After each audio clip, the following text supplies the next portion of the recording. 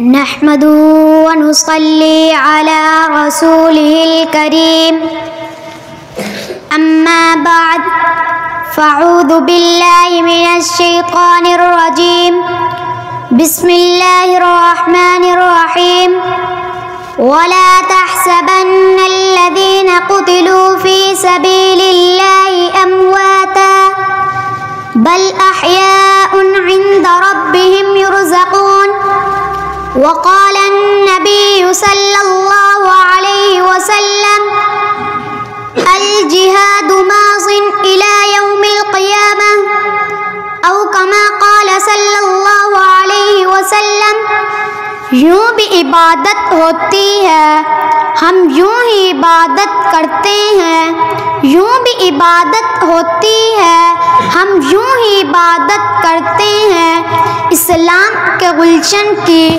ہم جان دے کے حفاظت کرتے ہیں، جینے کا ہمیں کوئی شوق نہیں، مرنے کی ہمیں کوئی فکر نہیں، جینے کا ہمیں کوئی شوق نہیں، مرنے کی ہمیں کوئی فکر نہیں، وہ مر کے بھی زندہ رہتے ہیں جو دین کی حفاظت کرتے ہیں۔ اسلام ہم تک پہنچا ہے یہ صدقہ ہے صحابہ کا، اسلام ہم تک پہنچا ہے یہ صدقہ ہے صحابہ کا، اٹھا جولی دے دعا یہ احسان ہے صحابہ کا، پیغمبر پر نہ کوئی آنچ آئے یہ مقصد تھا صحابہ کا، صحابہ پر نہ کوئی انگلی اٹھے یہ مشن ہے غلامان صحابہ کا۔ میرے اساتذہ اکرام اور میرے بزرگوں، بھائیوں، دوستوں، صحابہ کے دیوانوں، پروانوں، مستانوں، السلام علیکم ورحمۃ اللہ وبرکاتہ۔ آج میں آپ حضرات کے سامنے صحابہ کے شوق شہادت کے موضوع پر لب کشائی کرنے کی جسارت کرنا چاہتا ہوں۔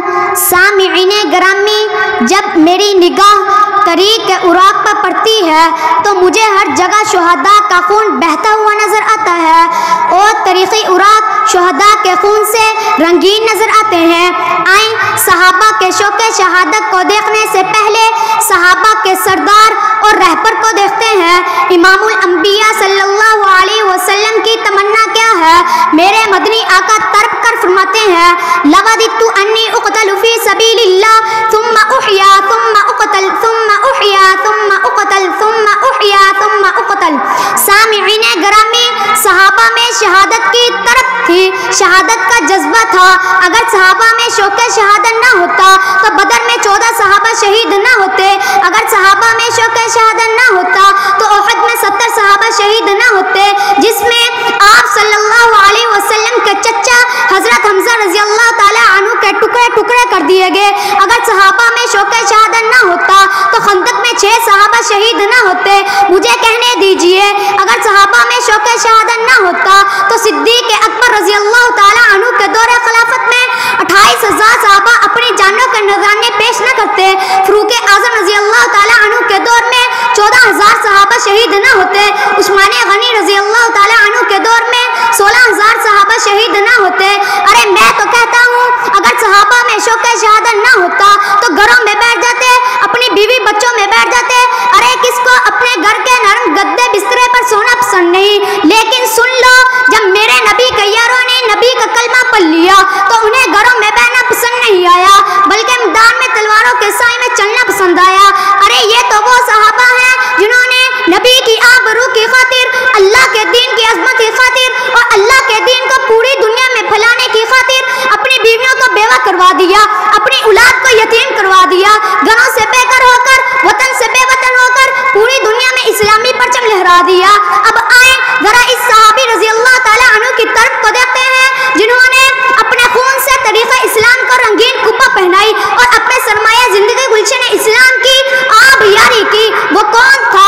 وہ فاروق اعظم رضی اللہ تعالیٰ عنہ تھے جو یہ دعا کیا کرتے تھے اللہم ارزقنی شہادۃ فی سبیلک واجعل موتی فی بلد رسولک۔ اگر صحابہ کے شوق شہادت کو دیکھنا ہے تو آئیں ذرا احد کے پہاڑ سے پوچھتے ہیں، اے احد ذرا تو بتانا میرے عبداللہ بن جحش رضی اللہ تعالیٰ عنہ تیرے سینے میں کس جذبے اور شوق سے آیا تھا؟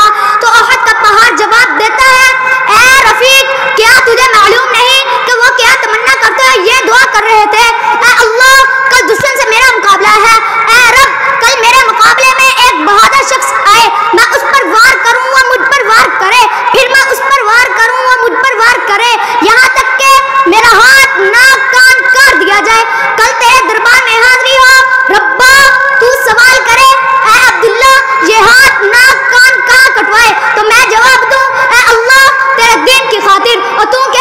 صدقت یا عبداللہ، اے عبداللہ تو نے سچ کہا۔ لے شوق سے نام صحابہ کا، کر چرچا عام صحابہ کا، اگر طلب ہے تجھ کو جنت کی تو پلہ تھام صحابہ کا۔